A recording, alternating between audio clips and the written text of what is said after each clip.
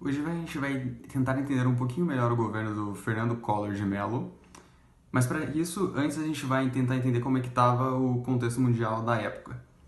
Chegava ao fim a Guerra Fria, que era travada entre Rússia e Estados Unidos, mais especificamente entre capitalismo e socialismo, que eram os dois sistemas econômicos da época.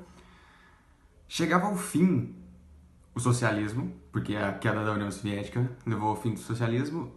Consequentemente, o capitalismo ganhou e houve uma consolidação da globalização.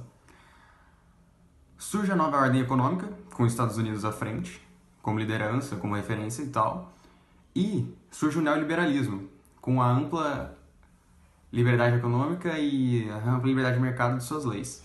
No Brasil, a expectativa do povo para os novos tempos democráticos era que o governo combatesse tanto a inflação, quanto a recessão econômica, quanto a corrupção. Só que a equipe econômica do Fernando Collor era pouco conhecida e tinha reduzida experiência, ou seja, não entendiam muito bem dos assuntos ainda.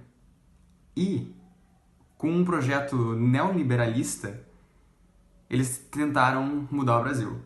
Logo que o Fernando Collor assumiu, ele e a equipe dele colocaram em funcionamento o projeto Brasil Novo, Plano Brasil Novo, conhecido como Plano Collor.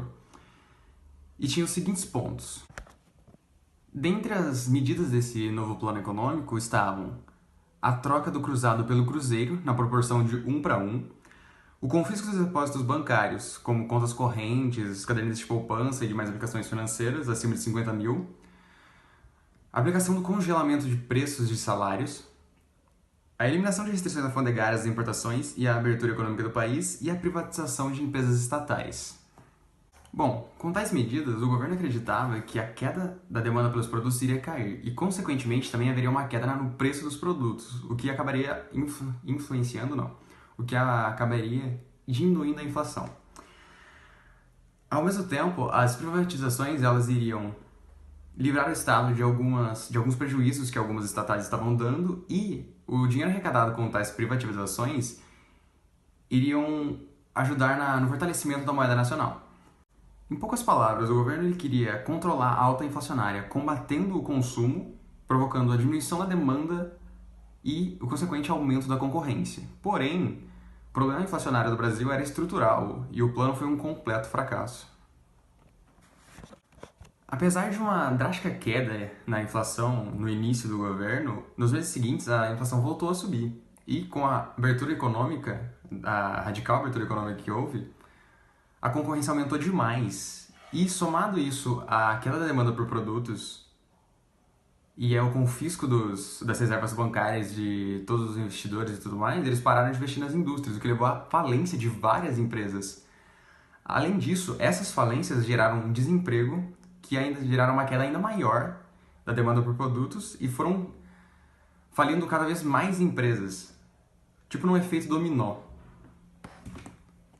Esse completo fracasso no seu plano econômico levou a uma impopularidade incrível do Fernando Collor, ou seja, setores que o apoiavam no começo da campanha para ser presidente passaram à oposição.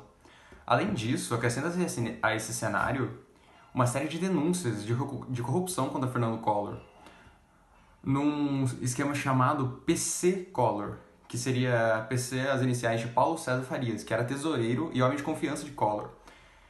Nesse esquema constavam aqui fraude eleitoral, sonegação de impostos e falsificação de concorrências públicas, entre outras coisas.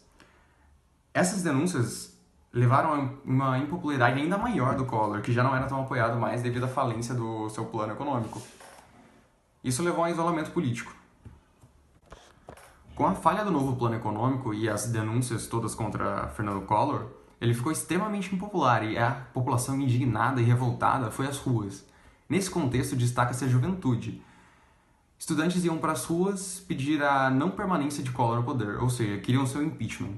Desses movimentos, o mais famoso é o movimento Caras Pintadas, onde estudantes pintavam as ruas e iam lá pedir o seu impeachment. Em maio de 1992, instaurou-se no Congresso Nacional uma comissão parlamentar de inquérito para averiguar as denúncias que tinham sido feitas a Fernando Collor. Nessa comissão, foram confirmadas diversas denúncias que foram feitas a ele. E nisso, a população se revoltou mais ainda e foi lá pedindo para ele ser retirado do poder. Fernando Collor de Mello foi afastado da presidência e o Senado, cedendo às pressões populares, aprovou seu impeachment. Fernando Collor de Mello ainda tentou fazer uma renúncia, a carta de renúncia, para tentar não ter seus direitos políticos cassados. Porém, o Senado não aprovou, porque já era tarde demais, e simplesmente ele foi retirado do poder, sofreu impeachment, e teve seus direitos políticos cassados durante 8 anos. Imediatamente, quando ele saiu da presidência, quando ele sofreu impeachment, Itamar Franco assumiu o poder.